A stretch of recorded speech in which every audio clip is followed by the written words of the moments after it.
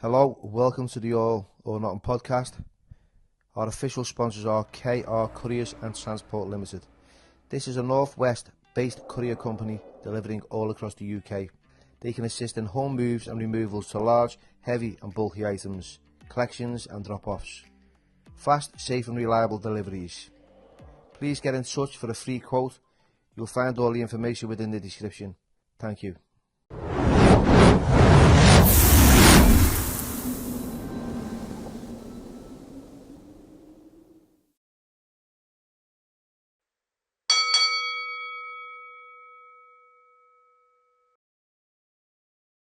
Hello everybody and welcome to the All or Nothing podcast with myself, Billy Moore, and today's special guest is none other than MMA fighter Lee Chadwick, aka The Butcher. Lee, thanks for coming on, mate. No problems, mate.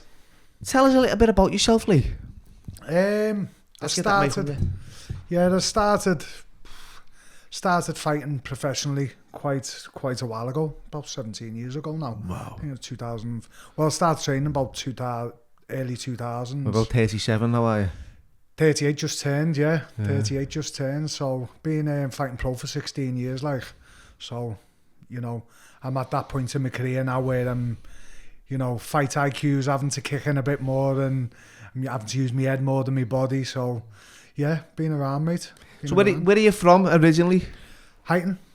Yeah. So tell us a little bit about growing up, what it was like for you, because for myself, you know, I took a different path. I enjoyed boxing. I could have went down that route of boxing and whatever, but I didn't. It stayed me a little bit different. What was different for you? What was it like in your neighbourhood? I moved around a little bit when I was younger. So bit of a wonky upbringing because moved around a bit, so I was always the new kid.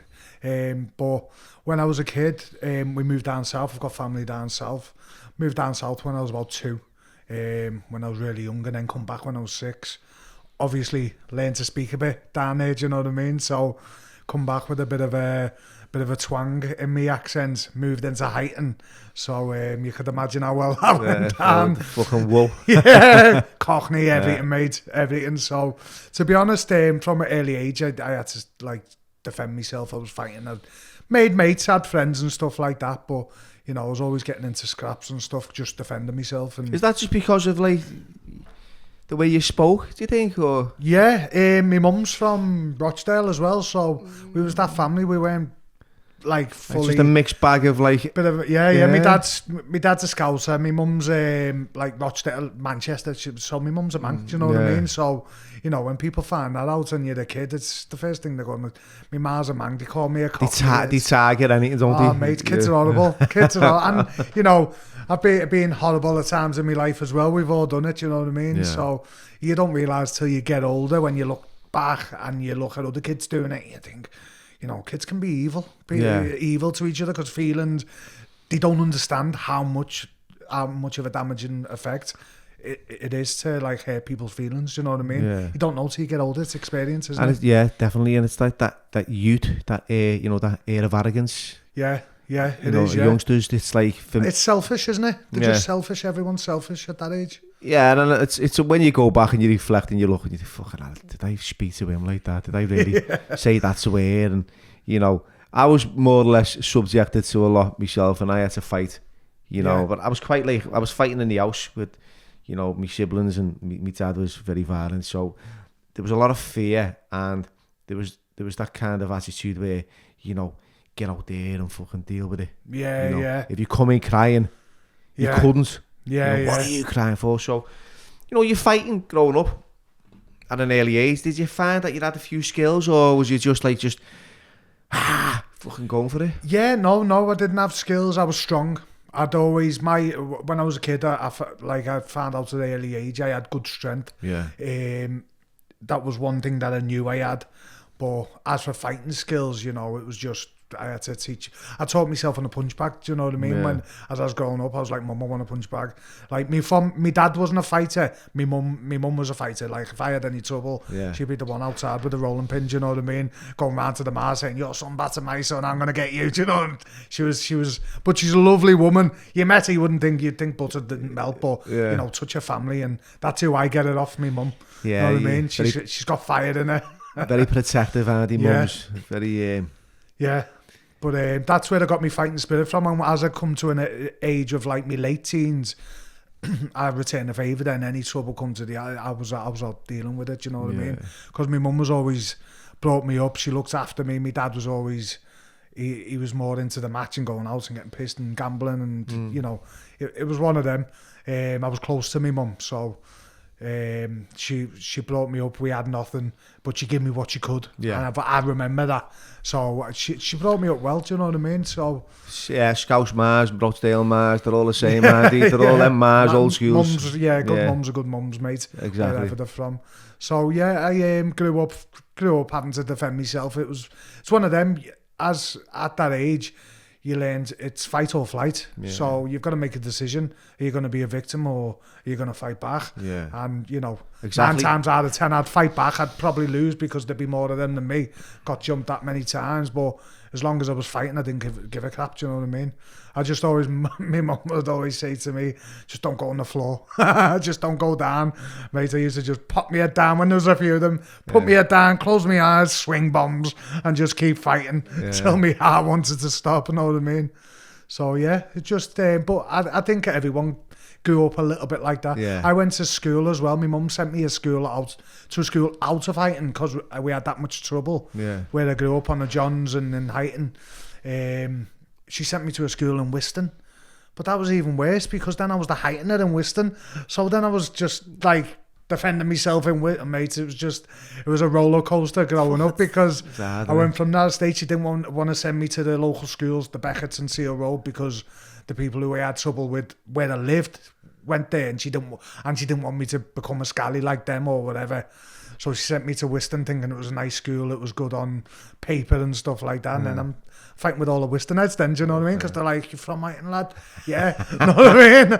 I was like, "Oh, fucking hell, I can't get a break here." So you can't win for losing growing up, can you? No, mate, but that's the way it was. I wouldn't change it though. That's the thing. I mean, obviously it forms you into who you are. Yeah. It moulded me, and you know, you come away with scars from it, but you also come away with strength from it. Yeah. So, was you ever like tempted? The temptation ever come to, your way? Because growing up, like with nothing, like you said, was drug dealing or drug taking or anything like that on the cards? Because for me, like I was saying before, like bad company corrupts good character, and I believe I had good character and I wanted to do positive things, but the circumstances I found myself in and the situations, put me on that road to ruin, really.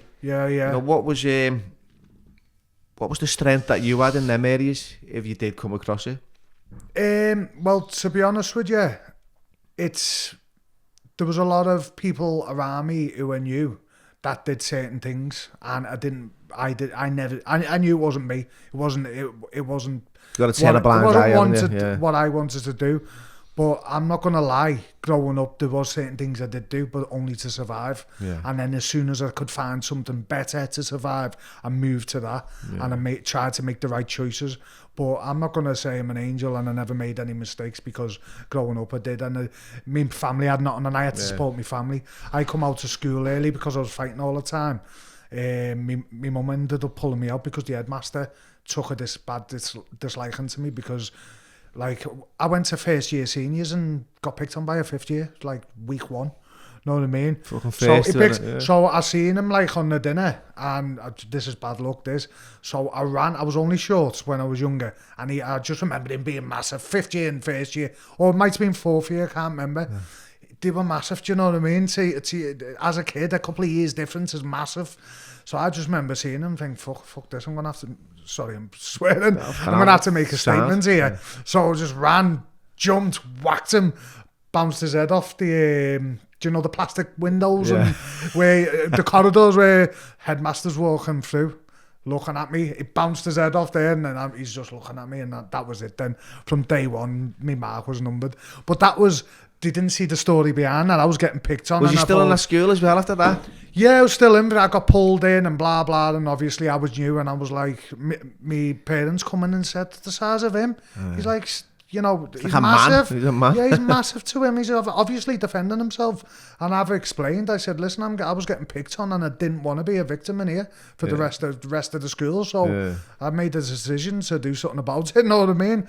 And then after that, it'd be like, you know, word gets round and then everyone's talking about who could be the cock of the year. And I didn't even want anything to do with it. But my name was getting through in the hat with like four other people. And then people start staring and stuff and all that. Oh, mate, it was crazy. And I was thinking, mate, I just want to get by. Everyone was I remember that everyone was a piece of you then, don't they? It's like, you know, different schools want to turn up and stuff. Know. And then I find myself having to go up to Wisdom with a few of my mates and having straighteners and I didn't even want to do it inside. I'm flapping it. I'm thinking, I can't be arsed with this crap, but I can't say no. Everyone's buzzing and I'm like inside. I'm your ego in it and your pride's involved. Yeah, then I'm thinking these are the things I've got to do to not be a victim. I'm having to become something I don't really want to be. I just wanted to get by and have fun with my mates, you know what I mean? And climb fences and rip my clothes. Just be a kid. Just enjoy life, you know what I mean? But it just always found myself defending myself.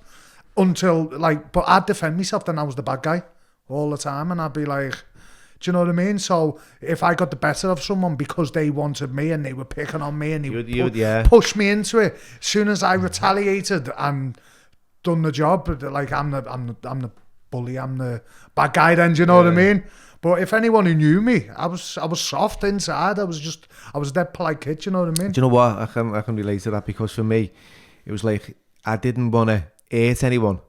Yeah. But I did want to be hurt. Yeah, yeah.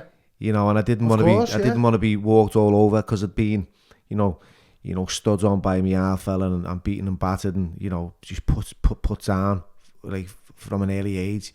And there's a point in your life where you get sick and tired of being sick and tired. Yeah. You know, and it's like something's got to shift. You know, when you said that you're either the victim, you know, or the perpetrator, there's no middle fucking line. Is that's it, yeah. You've done that, or look at him, he's a victim. Yeah, because everyone judges it by the cover, don't they? Judges a book by its cover. They don't read the story. No, they don't take the time. They don't see the fact that you're defending yourself or that you're fighting for something. Yeah. You know, you just want to like go about your day, you know, without any problems. But you know, they're just presenting themselves all the time. Yeah, exactly. Well, there's like. People think there's only right and wrong, but there isn't. Sometimes there's the in-between bit that could have caused the right person to do the wrong thing. Yeah. Do you know what I mean? And it's like that with life. You know, you can't judge someone until you walk a mile in the shoes. Do you know what I mean? So, you know, but people don't take the time to look into something properly. They just judge straight away. And we've all done it. Yeah. We've all judged early and then took a step back and then you think about it and then you can see a different side of the story. But other than that, most people, the general population, they just judge straight away. They see something and that's it. Do you know what I mean? I know, and you know, hands up, I've been guilty of that myself. It was only, you know, through years of like awareness and self-awareness and looking at the behaviour that I, you know, presented as well and went, okay, so I used to go, I can't be arsed with them and I can't be arsed with them. And someone said to me, what about people who can't be arsed with you? You know what I mean? Yeah, that's a good one, isn't it? You know, what about the fucking people that are fed up with you, lad? You know, you're fed up with everyone else, you know. I think about that and I was like, maybe he's right there. And it was only when you take it back to yourself and you pull that mirror out and have a good look at yourself and go, okay. Yeah. You know, maybe you need to change that because it's affecting, you know, the relationships you're having with people. Yeah, yeah. And that's, for me, that's what I've done over the years. And, you know, did you ever have any, was drugs ever on the scene for you? Because, like, Aiton and fucking Liverpool as a whole is in what way taken or... Yeah, as a drug culture. Yeah. Do you know what I mean?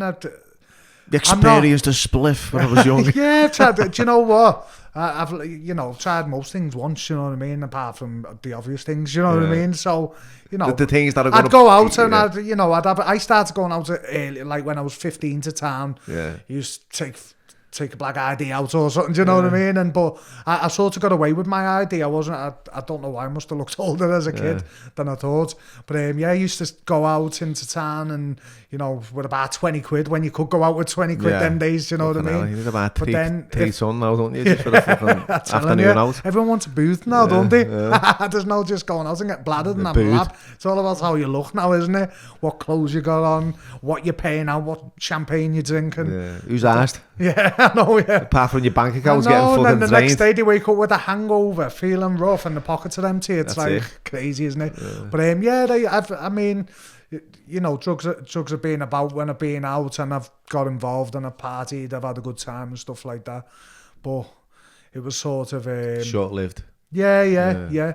Obviously, I've said no to a lot of things for many years through fighting, and I've pulled myself away from people because I've had fight camps, and things like that mess with your head mentally, do you know what I mean? Yeah. So, but I've fell victim to going out and stuff like that. And that's just like being young, isn't it? And just experiencing and, being a little bit curious about like the feelings that you're going to feel from a certain drink or drug or, people talk about it. Peer pressure as well, isn't it? Because everyone else is, and you think, well, they're all doing it. Yeah, they're my mates. I'm fucking, there's nothing I wouldn't have took. There's nothing, right? And I was like, last night I found a big fat bag of Charlie, right? One of them, and I was like, fucking found it, and I thought, I never found drugs when I was using. I know, yeah. I was never that lucky. I know. I found it, and I was like, I picked it up, I was like, what am I fucking do with this now? I don't take, you know what I mean? I don't take them. And I said to me, babe, get on that.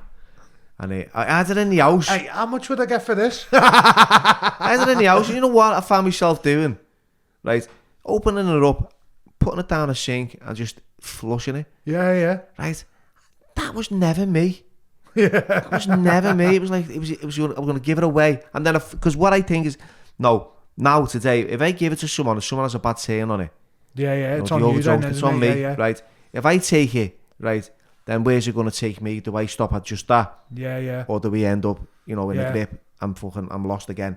If I give it, over sell it, it's so there's a lot. So, look, get rid of it. Yeah, get rid of it. But I go through that mental process. What should I do first? You know what I mean? I don't initially go, right, I'm super Which honest. one of my mates like that? Yeah. I'm going to throw it away. I go through the bargain and I maybe do this. Yeah. But I know where it ends. It ends in the fucking bin. Yeah. So that's that. So your fight career, right? So I'm interested in, because you've had a lot of fights, haven't you? Was it 27 wins or?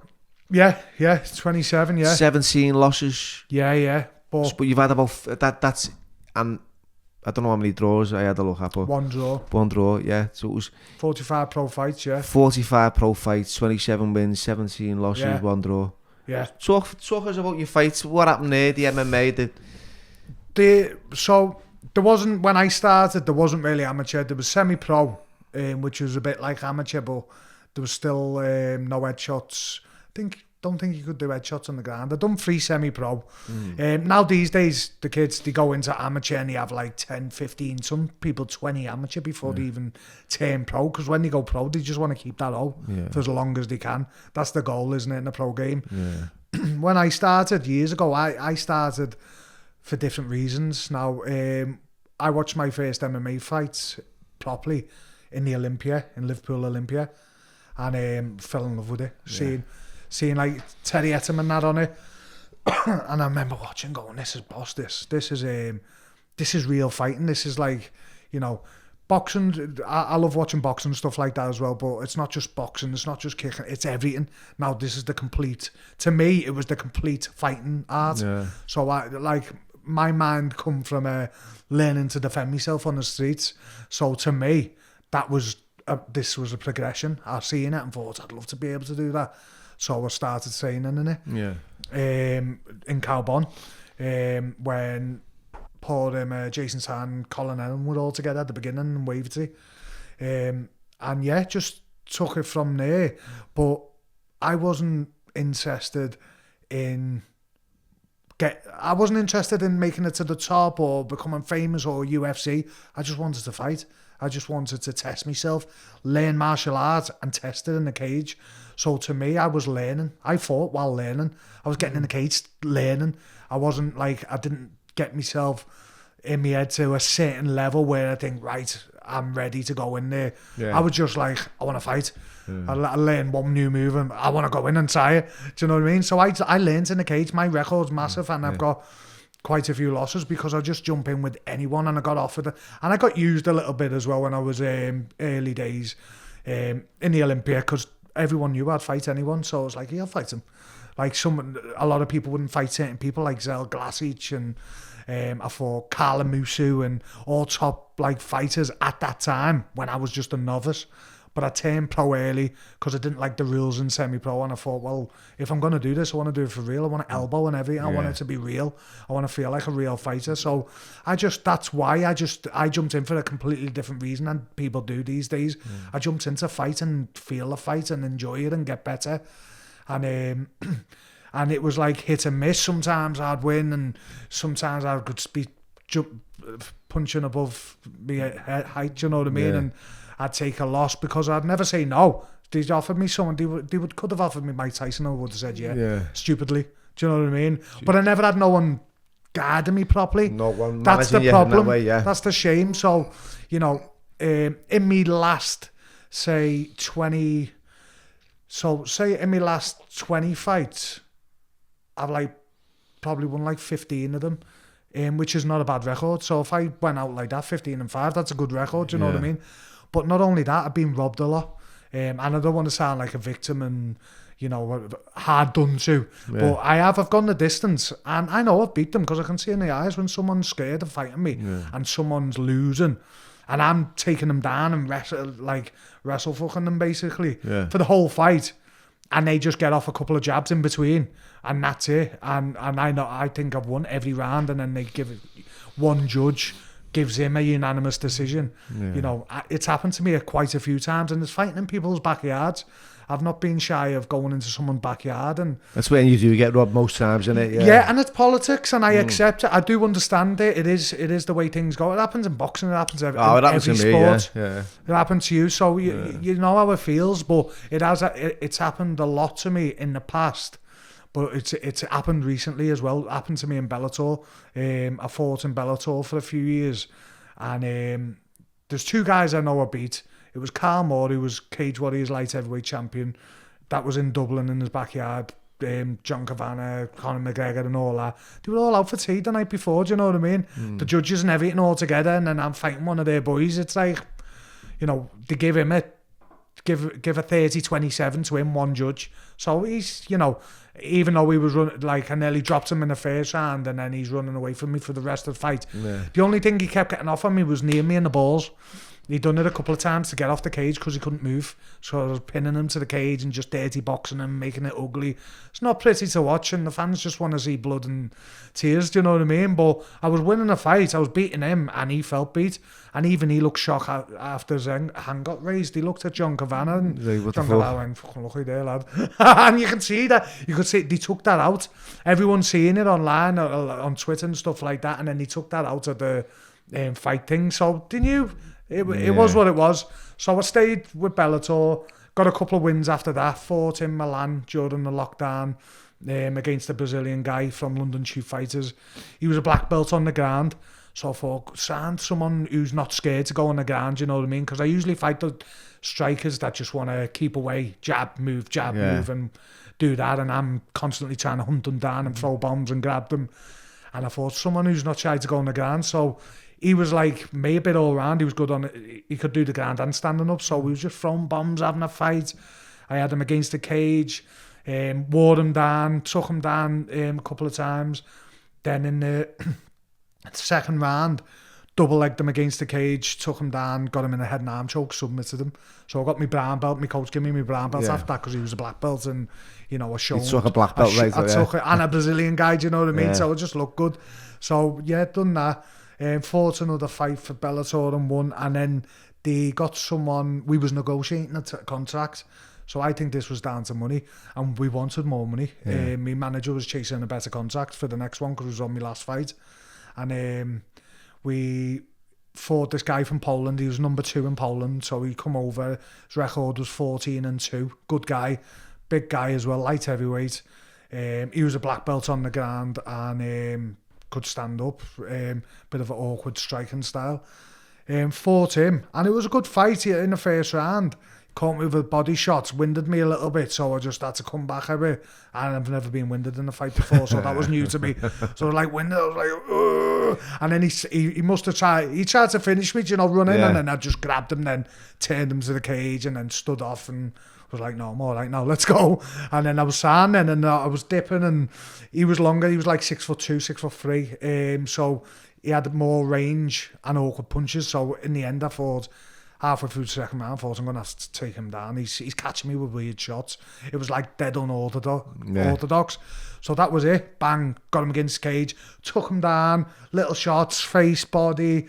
He tried to get up, bang, take him down again, little shots, body, head. Same in the second round, same in the third round. Went for a heel hook to end the last 10 seconds in the third round, because I was thinking, because my coach shouted something and I didn't know what he shouted, so I thought, heel hook's there, I'll go for that, might be shouting that. So his guard was open, so I dropped for a heel hook and he managed to get out of it. And it was basically like that. I took him down 5 or 6 times and beat him up on the ground. Yeah. The only thing he done is he caught me with the body shot in round 1. And then other than that, he might have got off a couple of little shots in between when I was grabbing him and stuff, but other than that, I took him he spent out of 15 minutes, he probably spent about 12 minutes on the ground, on his back. It's a long time fighting that, isn't it? Yeah. So he's a black belt as well, and I'm dominating him, wrestling, just using me wrestling, keeping him down, beating him up on the ground. And I kicked myself for not getting a finish, but I thought, nah, I've done enough here. I've dominated. I've pressed the action. I've took him down. He's on his back. I mean, how can you win a fight on your back foot unless you're racking the points up? Yeah. Do you know what I mean? He's basically fighting to survive, and he got to give it to him. So after that, I said to my manager, I went on, and then MVP fought on the main event of that show, and he's a predominantly striker. Fought a wrestler. The wrestler wrestled fucked him for the full 5 rounds. He done nothing, and the wrestler just out wrestled him. And then Scott Coker, the president, was talking and saying, it's not a wrestling match. I think MVP should have won that, but MVP never done that, and he just got ragdolled everywhere for the full fight. So he knows he lost, but. So I heard that and I thought, so this is what they're looking for now. Yeah. So my style it's not going to suit me being in here. So I said to the manager, I'm done with, I want to move to somewhere where I'll be appreciated for my style as a mixed martial artist, because at the end of the day, they say, I know striking can be more exciting, but it's mixed martial arts. So with people who own shows saying it's not a wrestling match, well, it's not a striking match either, it's an MMA match. And how UFC started a long time ago is you'd see someone in a karate suit and someone in jiu-jitsu suit, or a boxer in boxing gloves and a wrestler with nothing on his hands, and it was to find out what martial art was the best martial art in the world, and that's how it started. And that's what made me think that this is brilliant, you know what I mean? And then obviously it watered all the martial arts down, because everyone's trying to learn a bit of everything to get the upper hand, and that's how it started. So to me, it's like whatever martial art dominates in each fight is the winner. Whether he's just wrestling, doesn't throw a single punch, but still uses his wrestling to absolute dominate, suplex, slam him, ragdoll him about, or he can use his striking and just jab his head off and keep away and just make him look silly, do you know what I mean? That's who should win. That's fair to me. No, well, we feel like seeing striking today, so we're not going to let that wrestler who just wrestle bum them win. Do you know what I mean? So, that's what path I'm at, you know what I mean? My style's a grinding style. I like to bang, I like to grapple, and, certain shows, they don't want to see that. No, so it's like Paddy the Paddy.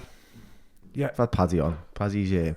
What style do you think Paddy's got? Is he more like a groundwork or everything? Because his first fight was just bang, power, took the kid out with a few blows. He's got an awkward striking style, but it works for him. Do you know what I mean? And I think what a good advantage for him is at the minute, because he cuts so much weight, when he goes into fight, he always looks bigger than his opponent. Yeah. So he's got that size matter. He's got the range. He's got a good range.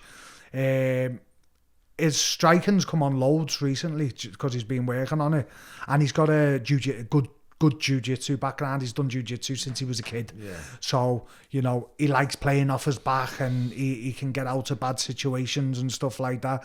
And if someone's like fighting with anxiety, he can burn fighters out by staying relaxed himself. Do you know what I mean? And that's what I find how he overcomes a lot of people, because some of his fights, he does get dominated by a wrestler at first, but then he tends to slowly take over because of his jiu-jitsu game. I just see he was cool, calm in them holes, isn't he? When they've got him, he just doesn't get all panicky. That's it. He stays calm, and he stays calm in them. That's them situations. You know, so what do you think his career is gonna?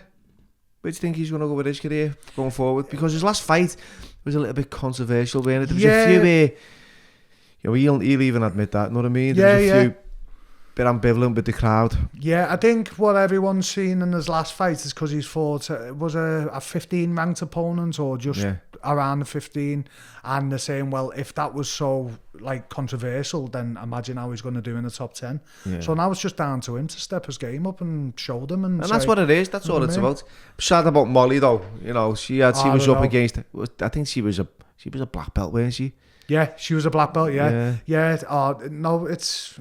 Molly's great, isn't she? I love Molly. So, I was absolutely devastated for her. But she'll bounce back. She's a fighter. She grew up like that. And like myself, I grew up fighting. So you don't give up. You never give up. You just get back up. And that's what she's about. She's got the fighting spirit. Molly, she has, you know what I mean? And she'll come back, and she does exciting fights. That's the good thing about her. She's good for herself because she likes to bang. She likes to scrap. She can talk. She's just the full package, you know what I mean? So she's good. And I love seeing the Scousers do well. Do you know what I mean? I've took an avid interest in like the UFC. I wasn't really a big fan of it because I was always involved in boxing and, you know, just like solitary sports, boxing. Then I was, you know, I competed in Muay Thai competitions when I was in Thailand. Yeah, I heard you done Muay Thai, didn't you? So it was a little bit like what you said. You know, I could box, put me in a ring with a Muay Thai, you know, contender. It was a bit of a difficult, sticky situation. Because you was more with your hands, and you don't really score much hands, do you? Muay Thai, it's all about the kicks. What I did find out is I throw a few jabs on the right, and it put them to sleep. You can kick them all day long, and they were fucking taking it. So when I was like you said, when you got in, you learn when you're in. So I was learning when I was in the ring, when I was getting kicked in the back of the leg, you know, and the sides, it was going, boom. I thought, what do I do to defend that? Okay, how do I protect this? And I learned slowly, and I enjoyed it. I really did. But you know, my love for boxing is more than it is for anything else. But yeah, I enjoyed all of experience, but it became a little bit more of an avid interest in like the UFC because of the guest that I've had on, like Tom Aspinall. Where do you think he's going now? Because he had that injury, didn't he, with his knee? Yeah. And I thought, was it Blaze that he was in the ring with? Blades. Yeah, Blades. Curtis Blades. I actually thought, I put a bet on the three of them to win that night. Did you? Yeah. Paddy, Molly, and Tom. I said it's got to be. Didn't put much, did you? Not most, but I thought it's gonna go, and then Tom. Fucking hell, first round. Oh, I don't know, his knee went. And I have seen him recently. He's getting fit again. He trains with a couple of my mates, so he's training with them up north, a couple of heavyweights. And he's good because he's patient, Tom. He doesn't rush into nothing for no one. From what I gather from him, he goes in, he'll go in when he's ready. Do you know what I mean? And that's what I think he's doing right now. But I think like he's shot up UFC. He's done brilliant since he got his hands the way he did. Because I remember him starting fighting like a while back, and he relied on his grappling when he first started on local shows and stuff. But since he went away, I think he was going to turn pro boxing, or he did have one fight or something like that. Yeah, he sparred with Tyson Fury. Yeah, I think he was sparring with him for quite a while. So I think that's what's really made him dead sharp with his hands and with them little 4-ounce mitts. He just needs to use. He likes not getting hit, Tom. And from what I've heard, he just likes to not get hit and make them pay. And it's good. It's a good style, and with them little gloves, you know, he can bang. He's a big kid. Yeah, he can bang. Yeah, because he's dead agile as well. Like for the heavyweight, which is unusual. Massive. He's like athletic. Yeah. So I think he'll do really well. But he's probably not rushing coming back after that injury, because as soon as he goes right back in, he's in the top mix. They want him with the top 10 guys, the top guys, do you know what I mean? So it's not like he's going to get any warm-up fights to come back after an injury. He's going to have to go back, straight back in and finish where he left off. So I think he's doing the right thing, taking his time now and getting himself where he needs to be. Isn't that something you've ever wanted to do, like get involved in the UFC? Because you've had such a great career in MMA. You know, you've won titles. Yeah. You know, Cage Warriors. Yeah. You know, the champions of fucking champions in that area. Yeah. You know, so what about the UFC? Wasn't that not appealing to you with the money in that? No, definitely not the money, because there wasn't, like, the way I seen it, I wasn't a personality like Paddy and Molly and, you know, Conor McGregor and people like that. So to me, it was like, the UFC is great for people like that, and it makes them into superstars, unless you're going beaten. You've got to really, and the pressure and stuff like that. So to me, I've always wanted to enjoy fighting. The last, like, say, decade has been about what the best contact is to support my family and stuff like that. Yeah. So it's just been more business than anything.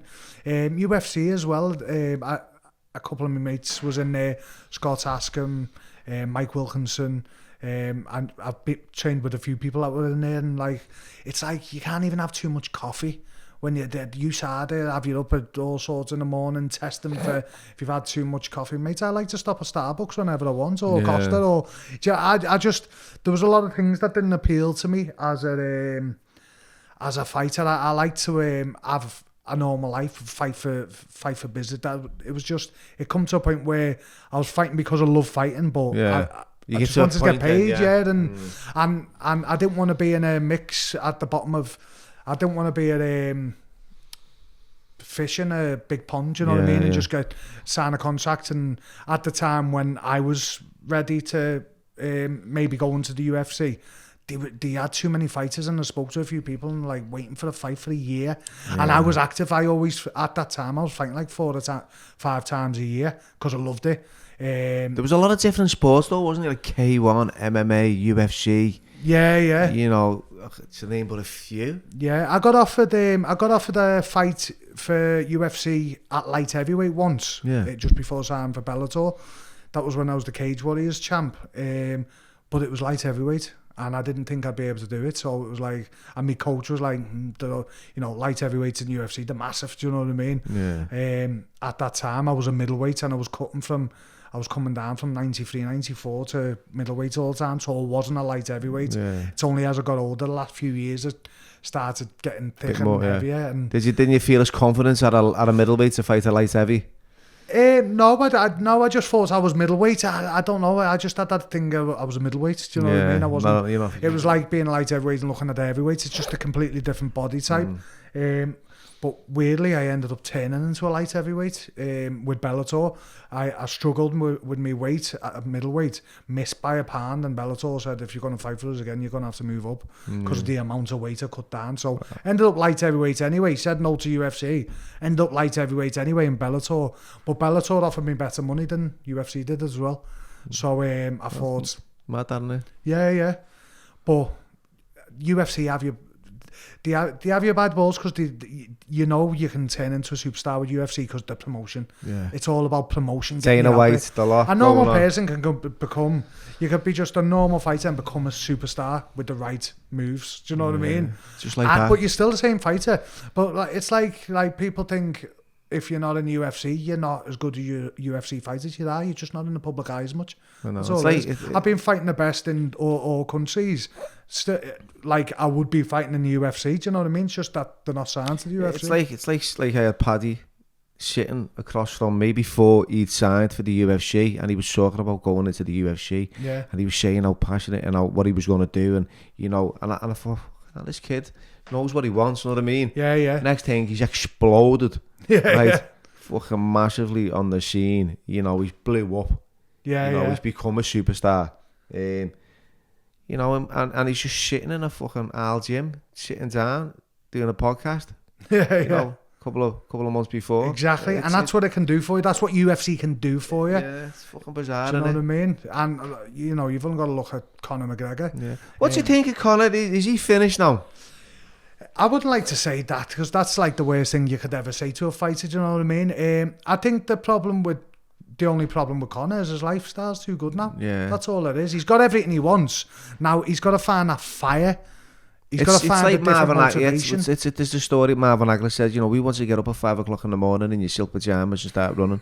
True, innit? No. You know, once you get to that point where you've made comfy. so much, you're comfortable, right? Yeah. You want to get out of bed. Exactly. Right, satin sheets, silk pajamas. Yeah. I'm not running down that fucking road. You know what I mean? I've got what I want. I do it at 10 o'clock. Yeah. So maybe you're right. It's like, you know, also Darren Till, because you must have met Darren. You must know Darren well, because Cabon, you know, he's had a few losses recently, hasn't he? Back to back, which has been sad to watch, to be honest. It's like, you know, I've been rooting for him, and I thought, now what's going on there? Do you any insight into what you feel? That's what I mean. I think the UFC can make or break you. That's what I think. It's like the pressure and stuff like that. Now, that until, like, people are looking... That's the problem with fighting, and the hard part about fighting as a fighter mentally, because even when people are losing, they're losing against the best in the world. So, but people just see you as a loser. You're just a loser. You'll always remember by your last fight, aren't you? Yeah. All you need is one good win and you're back up there. Exactly, And all you need is one loss and you're back down there. Yeah. It's like a horrible bloody roller coaster. It's like Molly. She's won on a three on the run. She had a boss streak, and then now she's had one loss, and she got fucking like assassinated in the fucking comments in Twitter, because they just hate you on Twitter. Just horrible, aren't they? Yeah. You know, they couldn't wait to fucking have to take it, could they? Really? Yeah. So that, and then you're down again. Exactly. That's the life of fighting, isn't it? It's hard. But Darren's like lost. He's had a losing streak, hasn't he? It's fucking quite hard. Yeah, he has. Is it 4 or 5 fights? Is it something like that? There's a few like back to back. Like that must have. Is it so many fights though in the UFC? If you lose like 3 or 4, you've got to get a new contract, or you've got to. Sometimes they just get rid of you. Yeah, they just fucking shut shop, don't they? That's the mad thing. And that's another thing. It's never really appealed to me. Not saying being big in the public eye's never appealed to me for the right reason, but it's never appealed to me in the case of the way you're treated or seen as a fight, and the impact it has on your life. Do you know what I mean? Whereas you can see the two opposites. It's like say Paddy's winning now, and how much of a positive impact it's got on his life, but then the likes of Darren Till that's lost a few in a row, and how much of a negative impact that can have on him. So it's a hard game. It's a hard game, and if you win, you've got to do things for yourself. You've got to do everything for the right reason for yourself. No regrets. You know, you've got to try and switch off. I don't go on social media a lot, just because it doesn't interest me. All that matters to me is me friends and me family, and me friends who are family. Do you know what I mean? Exactly. So you just got to keep your close people close, and you know, have your own little bubble. And you've got like a big following as well on Insta, haven't you? You know, you're nearly 200,000 followers, which is fucking massive, that, isn't it? Yeah. You know, that's just grinding the fighting. Do you know what I mean? People liking to watch. Yeah, it's nice. You don't realise how many people like watch these. Yeah, you don't realise how many people are watching you and how many people know you. Do you know what I mean? It's like I bump into people like if I'm at a fight show or something. And, right, Lee. And they come over to me and they talk to me and they say nice things and positive things. It's nice. It's uplifting. It's nice. It's like when I spoke to someone. I actually spoke to someone in Dedicated in the sauna. He was talking about Paddy. Scouse lad, does a bit of grappling and all that, and he didn't half lift me spirits because I've been feeling low lately because I've got an injury in my neck. I was supposed to be fighting in Prague over Christmas, and my neck went in one of my final prep sessions, just wrestling, and I've got a trapped nerve. I've got an inflamed disc in between my C6 and C7 vertebrae, so I've got all pins and needles down this arm. It's dead, just feels weak compared to the arm, feels like someone else's arm. And I was in the sauna anyway, still training, still doing what I can, go Dedicated, jump on the bike for my legs, I'll do some abs. I can do a bit with my arms, like a bit of bag, but light, not banging power shots. And I'm just doing what I can every day just to tick over and wait for this injury to heal, which will heal. And I was in the sauna and a guy was talking about Paddy, and he said, you know, and I didn't even know he knew who he was. He was just talking about Paddy, talking about fighting. I thought, you see me, he knows I fight. And then he went, you know, like, he said something nice. He said, like, I feel like you've done more for MMA than most people over here. He said, because you've never backed down, you fought anyone, you get out there and you fight. And he said a few nice things, and it uplifted me. Do you know what I mean? I thought, is this how some people actually do think about me? Because sometimes, like I can look at my record and my past and the decisions I've made, and like I kick myself and think I'm better than I'm not my record. I know I'm better than that. I know what skills I've got and how capable I am. But you know, if someone just looks on paper but doesn't know me, but then to hear people who have actually followed me feel the same way I know I am feel inside, you know what I mean? It was uplifting and it was nice, and give me a bit of hope that thing, because I've always said from the beginning, I've always said I want to be perceived as a fighter, a real fighter, modern day warrior that won't back down to no one and will fight anyone. Do you know what I mean? And that's what I've always done. Pure Spartan. Just well, that's what that without sounding cheesy. That's how I've always wanted to be perceived as. I'm not bothered about fame and glory and all that. It's about I've heard the not being not scared, but being brave and going when you are scared. Do you know what I mean? Yeah, I was talking to Kevin Woods in the, Big Kev. Yeah. Now Kev said, look, Lee, fucking hell, he's fucking vicious. He's fucking, he's like, he's won everything and he'll fight anyone. People speak highly of you, and we are our own worst critic. We'll put ourselves down, we'll tell ourselves we're not worthy, we don't value ourselves at the best of times. Something within us fucking makes us feel really awkward around people. But then you hear people, like you just said in the show, and they're telling you, building you up, and telling you, what the things that you've done for MMA, and how you get in the ring with anyone, and that like revigorates you, and you think, really? Like I go like yourself, it's people in the street, and they go, fucking hell, Billy, I love the podcast, I love what you do with your kid, and I don't realise that they've seen me, because I forget, and it's exactly, and it's saying, it's inspired me, and the problems you've had with your drugs in the past, and the way you've come through it, and the things that you've done to change, and how you've carried on going forward. And I thought, that's the tenacity, that's me, because I knew I was better. Yeah. I knew I was better than that life. Yeah. I just couldn't get out of it. Yeah. Right? It was like yourself, I didn't have anyone guiding me or managing me. It was like I was on my own, and it was like only when I saw someone who'd been there and experienced what I'd experienced get the shit together and go, Bill, look, follow me, there's a way out. Yeah. Come on, mate. And I went, all them people in the suits and the clipboards over the years telling me to stop didn't fucking work. Someone who's been there, got his shit together, and went, come on, this is the way out. And I followed that path. And then it goes, people go, it's inspiring. I think, fucking hell. I love walking through my city and people going, nice one, Bill. Yeah. Instead of going, he's a fucking sausage, him. Yeah. Okay, now get on him.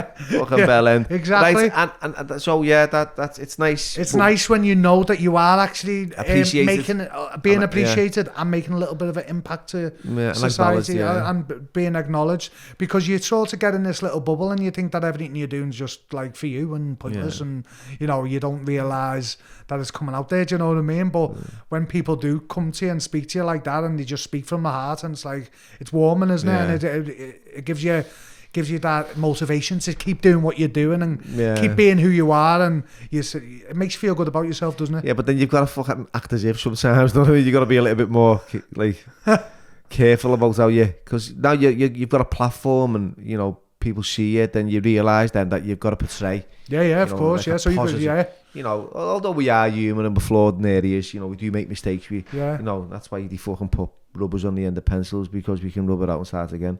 Did you ever come across Andrew Tate on your travels? Because I never knew he was about the MMA. No, I only seen him on social media. Oh, Luke Barner, have you heard of him? Yeah, no, Luke Barner. Yeah, I've trained with him. Yeah, I was with Luke last week. He's in been Turkey. going out with Andrew Tate, hasn't he? So he's Andrew's best mate now. All right, Luke. I done a little podcast with Luke last week. Did you? In Turkey. We just bumped into each other in the dentist, and someone put me on, so we had a little chat with him, and he was great to talk to him, and we had an opportunity, so we grabbed a quick half an hour. He's San Luke, isn't he? Yeah, and he spoke about his career, and I watched a few of his videos, and he you know, he was game as well. He was a game he was kid. Up there. I've been to his gym a couple of times, and he's been to my coach's house, and we've trained together and all that. He's bloody tall, like he's tall and awkward, but we've had some good spars. Like he's got these fucking ears. That's just like proper fucking MMA ears. Yeah. He's But he spoke about his friend Andrew and what happened and the thoughts he had and you know his beliefs and you know everyone, like you said, people are quick to judge, aren't they? So we don't know what's going on in the background. I know he's quite controversial in the way he portrays himself on social media, and maybe it's been clipped here and clipped there, and you know you're only seeing short versions and you're not seeing the whole story. And now you've got these because. Let's have it right. Fucking fake news is fucking like what it's about these days, and we all know that. I know for a fact, right? I had an interview whilst I was in Walton Prison, right? I was fucking dicked. I was in the prison. They was making a movie. It was getting released in the cinema. I had Channel 4 News coming in, right? Speaking to me about, you know, the movie and me addiction and stuff like that. Spoke to them, they went straight into something else, right? I was talking about the contributing factors that led to my behaviour, how I was, where I was, why it happened, the things that I was going through mentally, and he just dismissed all that, took all that out, and just focused on my ear. Right, the camera went right up because I've got half. You joke. Got half an ear, so they were talking about, you know, violent individuals. Right, I've never been nicked for a violent crime in my life, by the way. Right, that Lee, never. I haven't got a violent crime. I'm probably a Section 47 assault on a police officer when I was resisting arrest. That's about it. But I'm not. So it was like I'm a violent fucking this, that, and the other, and it was all over the news, and I was just tried to paint you in a bad picture. Yeah, and I was thinking, you cheeky little fucker, you just cut all that out, and then put that clip in. That's what the media do, don't they? That's the bad thing. That's why I don't watch the news. Yeah. I don't watch the news. Like when the news is on, as soon as I see my kids like staring at the telly because the news is on, I just like turn over and think, you're not getting into it's too much temptation. Too much temptation with kids. How many kids have you got? 2. Little boy and my daughter's just turned 16. 16? My boy's 7. My daughter's 16, yeah. My daughter turns 16 in June. My stepdaughter, and you know, I've got 4. 3. I've got 1 on the way, by the way. Have you? Yeah, congrats. I've got 1 who's 2. Oh my God, lad. It's just a little chunk like that. But being a parent makes you really vulnerable. Yeah. Being a parent, you know, I've acted a lot differently, you know, when it comes to the kids watching TV and on the phones and on the tablets. And it's like, fucking hell, we never had that. Yeah, I know. We were out there fucking... Yeah, that's it. Making our own fun. But now it's like, they're just locked in. Yeah. So it's YouTube, iPads, fucking YouTube. My 2-year-old knows how to navigate a tablet and watch YouTube. Yeah, they do. Don't they? It's mad, isn't it? First thing he does when he gets up in the morning is Big Kids, because he calls it Big Kids because it's YouTube, right? So I want to watch Big Kids. That's boss. And I'm like, lad. But it's all like Baby Shark and stuff like that. Yeah. And then they go on to, from that, they start watching people play with toys. Well, that's what he's watching now. I'm thinking, you're watching someone play with toys. Play with your own toys. I know. You've got toys there and you're watching someone play with theirs. Lad, it's fucking bizarre, mate. I don't get it, mate. It baffles me. I couldn't even imagine watching someone else play with fucking toys. I know. Fucking hell's like walking through someone's window. I know, Christmas going. If I come in they could have the same toy there and you'd still watch them playing with that toy and find that more interesting. Or watch someone playing a video game. Yeah, that's another thing. Yeah, they'll play that's what my son said. I went, what do you want to be when you're older? And he said, a fighter and a YouTuber. Yeah, that's the one I get.